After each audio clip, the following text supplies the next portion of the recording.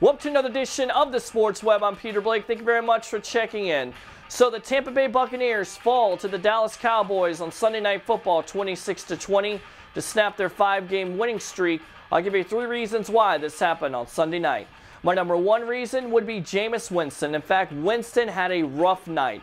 17 for 35, 247 yards, 2 touchdowns, but 4 critical turnovers. And in fact, there was one play in this game that really signified Winston's rough night.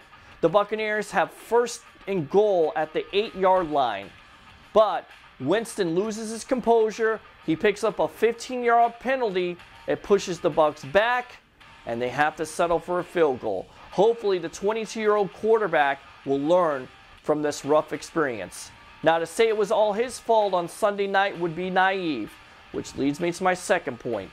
The offensive line was equally awful. In fact, they gave up 5 sacks to this Dallas Cowboy defense, and it got so bad in the fourth quarter that right tackle Godsler Cherilus suffered an injury, but he was getting absolutely manhandled by David Irving.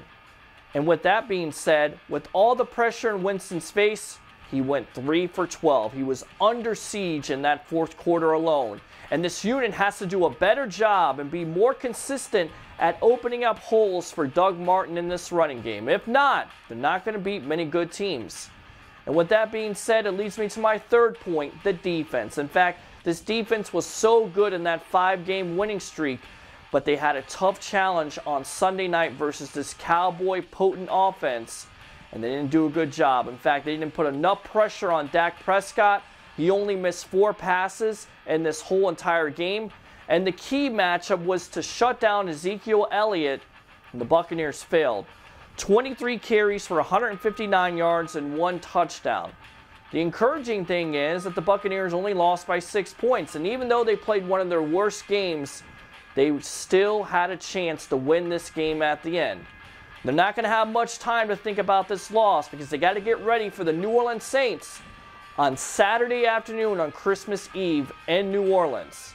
Let's see if this team has the mental toughness that I think they do. For another edition of the Sports Web, I'm Peter Blake, giving you something to think about.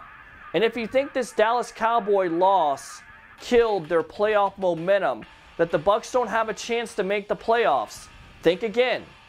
All they have to do is take care of their business and have a little help.